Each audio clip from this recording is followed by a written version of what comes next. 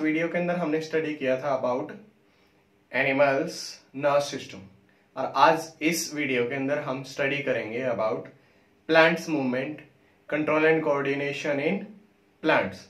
तो प्लांट्स के अंदर कैसे कंट्रोल होता है, कैसे कोऑर्डिनेशन होता है, और प्लांट्स कौन कौन सी मूवमेंट्स को शो करते हैं, और वो मूवमेंट्स किन फैक्टर्स की वजह से परफॉर्म होती है। तो आइए वीडियो को स्टार्ट करते हैं।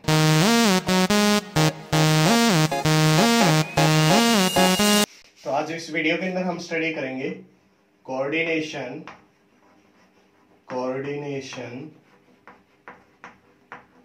In plants. क्या डिस्कस करेंगे हम आज? Coordination in plants. हम स्टडी करें control and coordination, class 10th biology का एक जो चैप्टर है, और उस चैप्टर के अंदर हमने नर्व सिस्टम यानी एनिमल्स की बॉडी में कोऑर्डिनेशन कैसे होता है उसके बारे में थोड़ी बहुत नॉलेज जो है वो पहले ही गेन कर लिए। आज इस वीडियो के अंदर हम स्टडी कर रहे हैं कोऑर्डिनेशन इन प्लांट्स। तो प्लांट्स के अंदर कुछ पॉइंट डिस्कस कर लेते हैं। तो प्लांट्स की बॉडी के अंदर पहले पॉइंट ये है कि नर्व सिस्टम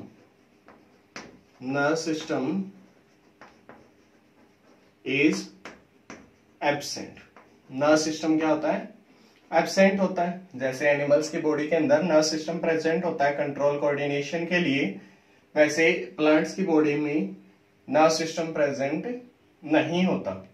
और विदाउट नर्व सिस्टम भी प्लांट्स जो है वो अलग अलग टाइप की मूवमेंट्स को शो करते हैं। Plants show different type of movements, different types of movements।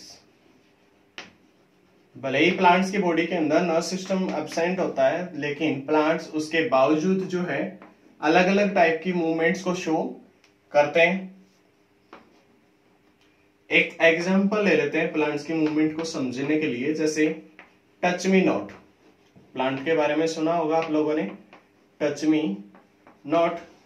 अब इस प्लांट की लीव्स को जैसे ही हम टच करते हैं, जैसे इसका नाम ही बता रहा है टच मी नॉट, तो जैसे ही इस प्लांट की लीव्स को हम टच करते हैं, जैसे मान लिया प्लांट की लीव्स की जो सेल है वो कुछ ऐसी है, बाहर सेल वॉल है, अंदर सेल मेम्ब्रेन प्रेजेंट होती है प्लांट्स की सेल्स में। क्लियर? तो ये जो सेल वॉल और सेल मेम्ब्रेन का कॉम्बिनेशन है, इसके अंदर साइटोप्लाज्म में वाटर प्रेजेंट होता है। क्या प्रेजेंट होता है? वाटर। तो इसी वाटर की मूवमेंट किसमें होती है? जब टच मी नॉट प्लांट की लीव्स को टच किया जाता है, तो उन लीव्स में से, सेल्स में से वाटर जो है वो बाहर निकल जाता है। अब जैसे ही सेल्स में से वाटर की मूवमेंट आउटवर्ड हो गई, this process is known as exosmosis. इस प्रोसेस को क्या नाम देंगे? एक्सोऑस्मोसिस। तो अंदर जो सेल का साइज है, साइज डिक्रीजेज। सेल्स का साइज क्या हो जाएगा? डिक्रीज। तो ये जो सेल्स हैं वो श्रिंक कर जाएंगे, सेल्स गेट श्रिंक। समझ में आया? यही थोड़ी देर के बाद क्या होगा? मूवमेंट जो वाटर की आउटवर्ड हुई थी वो वापस से इनवर्ड मूवमेंट स्टार्ट हो जाएगी। इनवर्ड मूवमेंट स्टार्ट हो गई तो सेल जो है वो अपने वापस नॉर्मल शेप के अंदर आ जाएगी। तो ये बात यहां तक समझ में आई आप लोगों को कि प्लांट की बॉडी के अंदर नर्व सिस्टम जो है वो एब्सेंट होता है, और प्लांट जो है वो अलग अलग टाइप की मूवमेंट्स को शो करते हैं। भले ही उनकी बॉडी के अंदर नर्व सिस्टम एब्सेंट हो, लेकिन फिर भी प्लांट जो है अलग अलग टाइप की मूवमेंट्स को शो करते हैं। जैसे टच मी नॉट प्लांट जो है एक्सोऑस्मोसिस और एंडोऑस्मोसिस की वजह से सेल्स का साइज श्रिंक भी हो जाता है, और स्वेल भी हो सकता है, इंक्रीज भी हो सकता है। क्लियर? यहां तक बात आप लोगों को समझ में आई? तो अभी हमने डिस्कस किया कि प्लांट्स की बॉडी के अंदर सेल्स जो होती हैं, उन सेल्स में आउटर मोस्ट जो लेयर है that is known as cell wall. Hard cell wall होती है प्लांट की सेल्स के बाहर, और अंदर जो होती है वो है सेल मेम्ब्रेन। इनर लेयर को क्या नाम देते हैं? सेल मेम्ब्रेन या प्लाज्मा मेम्ब्रेन। अब प्लाज्मा मेम्ब्रेन जो है वो सेमी परमिएबल मेम्ब्रेन होती है, तो वाटर की मूवमेंट भले ही आउटवर्ड हो चाहे इनवर्ड हो, that movement is known as osmosis. उस मूवमेंट को क्या नाम देते हैं? ऑस्मोसिस। यदि आउटवर्ड मूवमेंट हो रही है तो एक्सोऑस्मोसिस, और इनवर्ड मूवमेंट हो रही है तो एंडोऑस्मोसिस। टू टाइप हो गई, endo osmosis if water moves inside the cell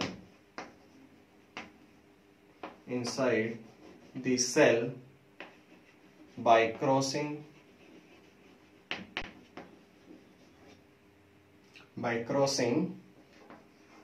cell membrane या फिर सेमी परमिएबल मेम्ब्रेन। और कैसे होगी? अपनी हाई कंसंट्रेशन, वाटर अपनी हाई कंसंट्रेशन से कहां जाएगा? लो कंसंट्रेशन पर। वाटर की मूवमेंट कहां से कहां होगी? अपनी हाई कंसंट्रेशन से वाटर अपनी लो कंसंट्रेशन पर मूवमेंट करेगा सेमी परमिएबल मेम्ब्रेन। उस प्रोसेस को हम नाम देते हैं ऑस्मोसिस। और यही अगर मूवमेंट इनवर्ड हो रही हो, सेल्स के अंदर पानी की मूवमेंट हो रही हो, तो दैट इज एंडोऑस्मोसिस। और यदि आउटवर्ड मूवमेंट हो रही है यही, तो इसी को नाम देंगे exosmosis. Outward movement is exosmosis and inward movement is endosmosis. Clear? यहां तक बात समझ में? अब भले ही वाटर की जो मूवमेंट है वो आउटवर्ड हो चाहे इनवर्ड मूवमेंट हो, यदि इनवर्ड मूवमेंट होती है, if water shows inward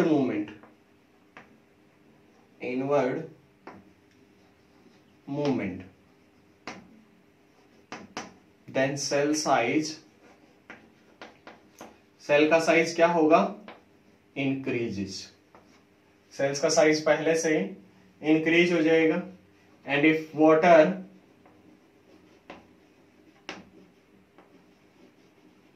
shows outward movement, यदि वाटर जो है वो आउटवर्ड मूवमेंट शो करे, outward movement, then cell size, अब सेल का साइज क्या होगा? डिक्रीजेस। लेकिन प्लांट्स की बॉडी के अंदर जो सेल वॉल होती है ये हार्ड होती है, फिक्स होती है, तो मूवमेंट किसकी होगी? सिर्फ और सिर्फ सेल मेम्ब्रेन की। तो वो मूवमेंट जो सेल मेम्ब्रेन शो करती है अगेंस्ट सेल वॉल के अगेंस्ट। कैसे? यदि वाटर अंदर की तरफ आता है तो सेल मेम्ब्रेन जो है वो आउटवर्ड मूवमेंट शो करती है चारों तरफ से, ऐसे मूवमेंट करती है। क्लियर? तो against cell wall movement show करती है ये। और जब वाटर मूवमेंट बाहर होती है तो यही मूवमेंट जो है सेल मेम्ब्रेन जो है वो अंदर की तरफ मूवमेंट करना स्टार्ट कर देती है। तो इस वजह से सेल का साइज जो है वो डिक्रीज हो जाता है। समझ में आया? तो यही force, the force due to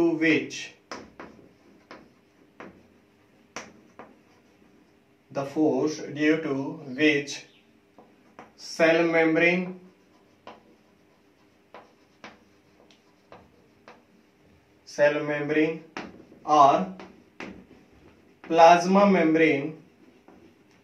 or plasma membrane shows movement against cell wall. This pressure is known as Turgor pressure. तो इस प्रेशर को क्या नाम देते हैं? Turgor pressure. टर्गर प्रेशर किसकी वजह से होता है? जो प्लाज्मा मेम्ब्रेन मूवमेंट करती है, पुश होती है against cell wall, that pressure is known as turgor pressure. तो चुई मुई का प्लांट जिसके बारे में हमने डिस्कस किया था, टच मी नॉट प्लांट जो था, उसमें टर्गर प्रेशर के चेंज होने की वजह से ही मूवमेंट होती है। क्लियर? यहां तक बात समझ में आई आप लोगों को? तो हम कह सकते हैं कि प्लांट जो है वो मूवमेंट शो करते हैं, और प्लांट्स की मूवमेंट जो है वो 2 टाइप में डिवाइडेड होती है। प्लांट्स मूवमेंट कितने टाइप में डिवाइडेड होती है? 2 टाइप में। First one is nastic movements. पहली कौन सी है? Nastic movements. Nastic movements. And second one is tropic movements. Second one कौन सी है? Tropic movements. या फिर नेस्टिक मूवमेंट्स को हम नॉन डायरेक्शनल मूवमेंट्स भी कहते हैं। Non directional movements. Non directional movement और ट्रॉपिक मूवमेंट्स को क्या नाम देते हैं? Directional movements. Directional movements. अब नेस्टिक मूवमेंट्स को नॉन डायरेक्शनल मूवमेंट क्यों कहते हैं? क्योंकि इन मूवमेंट्स की डायरेक्शन जो है वो फिक्स नहीं होती, जबकि ट्रॉपिक मूवमेंट्स की जो डायरेक्शन है वो हमेशा फिक्स होती है। क्लियर? तो पहले हम डिस्कस कर लेते हैं अबाउट नेस्टिक मूवमेंट्स। कौन सी मूवमेंट्स? Nastic movements. क्लियर? तो nastic movements, the non directional movements, the non-directional movements which occurs due to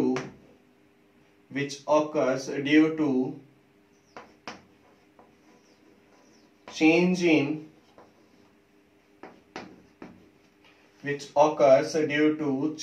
in Turger pressure, and also these movements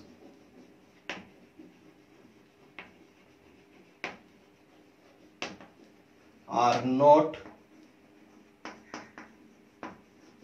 related to the growth.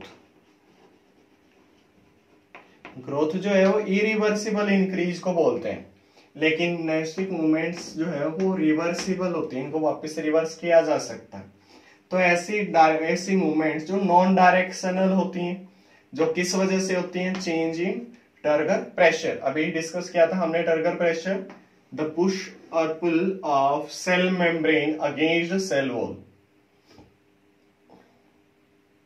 और ये movements कैसी होती हैं? Growth से related नहीं होती। समझ में आया यहां तक? तो नेस्टिक मूवमेंट्स भी जो है वो 2 टाइप में डिवाइडेड होती हैं। Nastic movements is also divided into 2 types. First one is autonomic movements. पहली कौन सी है? Autonomic movements, and second one is paratonic movements. कौन कौन सी हैं? Autonomic movements and paratonic movements. तो जो पैराटोनिक मूवमेंट्स हैं इसकी भी फर्दर टाइप्स होती हैं। जैसे एग्जाम्पल के लिए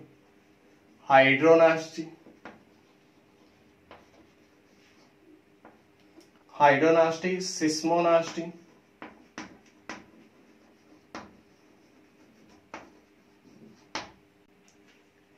थिग्मोनास्टी,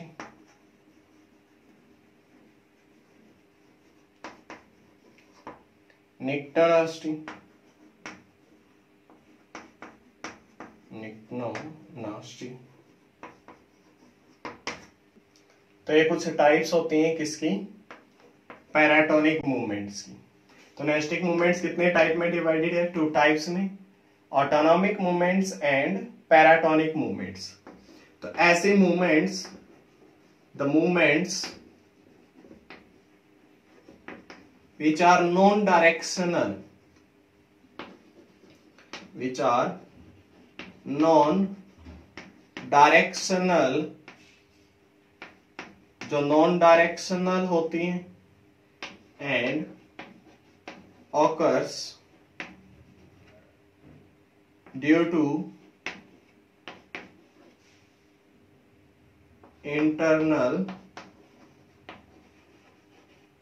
चेंजेस। ऐसी मूवमेंट्स जो नॉन डायरेक्शनल तो होती हैं लेकिन इंटरनल चेंज की वजह से होती हैं, that movements are known as paratonic movements. Are the movements which are non directional and occur due to external stimulus, जो किसकी वजह से होंगी, एक्सटर्नल स्टिमुलस की वजह से, एक्सटर्नल फैक्टर्स की वजह से। ऐसी मूवमेंट्स को नाम देते हैं पैराटोनिक मूवमेंट्स। तो दोनों के बीच में डिफरेंस समझ में आया, ऑटोनॉमिक और पैराटोनिक मूवमेंट्स के बीच में।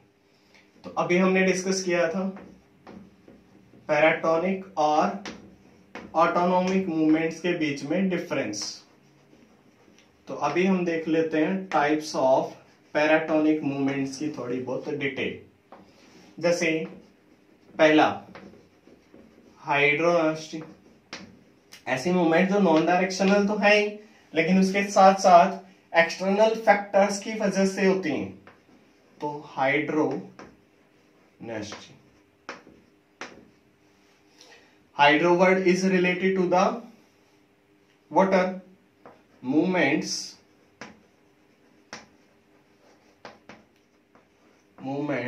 occurs in response to increases or decreases concentration of water। जो वाटर की कंसेंट्रेशन इंक्रीज या डिक्रीज होने की वजह से जो मूवमेंट्स होती हैं उनको नाम देते हैं हाइड्रोनास्टी। जैसे एग्जांपल के लिए ग्रासेस की जो लीव्स होती हैं उनके अंदर, ग्रासेस में जो एपिडर्मल लेयर होती है उसमें बुलिफॉर्म सेल्स होती हैं। कौन सी सेल्स होती हैं, बुलिफॉर्म सेल्स। इनका काम क्या होता है, जैसे ही वाटर की कंसंट्रेशन कम होती है, वाटर स्ट्रेस कंडीशन आती है, तो ये सेल्स के साइज को, जो लीव्स का साइज है उसको डिक्रीज करवा देती हैं, जिससे वाटर लॉस जो है प्रिवेंट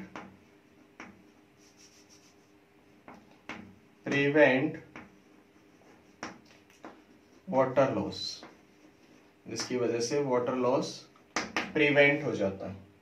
क्लियर। तो इन मूवमेंट्स को क्या नाम देते हैं, हाइड्रोनास्टी।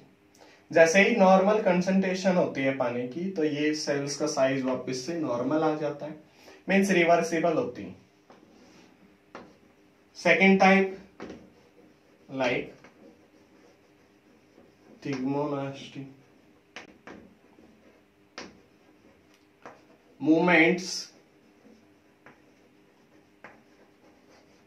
movement occurs in response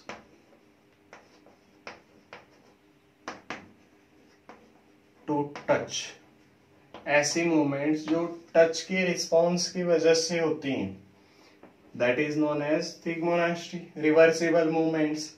जैसे एग्जांपल के लिए इंसेक्टिवोरस प्लांट्स जो होते हैं,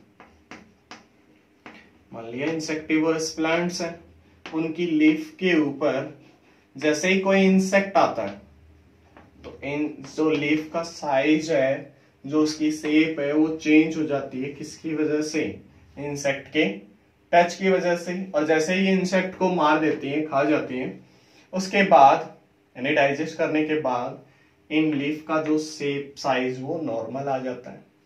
तो इन्हीं मूवमेंट्स को क्या नाम देते हैं? थिग्मोनास्टी।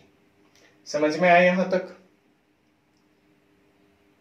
नेक्स्ट टाइप के जो पैराटोनिक मूवमेंट्स है like nyctinasty. movements occur in response to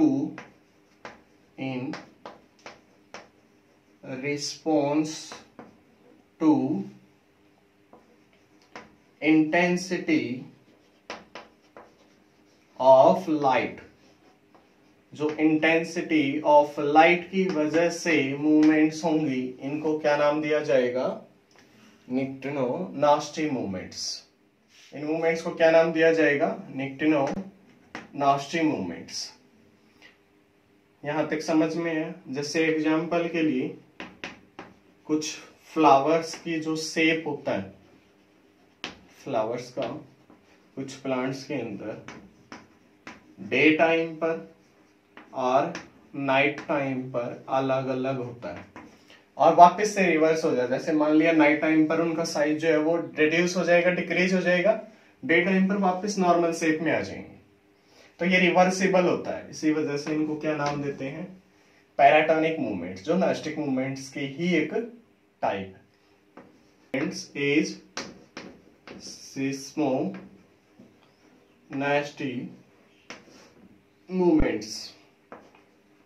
movements occur in response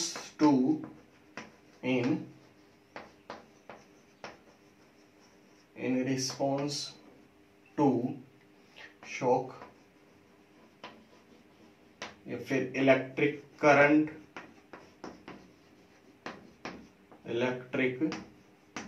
current और इंजरी।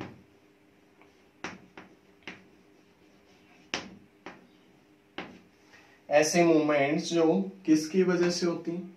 शॉक लगने की वजह से या फिर इलेक्ट्रिक करंट लगने की वजह से या इंजरी होने की वजह से, उन मूवमेंट्स को क्या नाम देते हैं? सिस्मोनास्टी। तो ये था कंप्लीट अबाउट पैराटोनिक मूवमेंट्स, जो किसकी टाइप है? नास्टिक मूवमेंट्स की।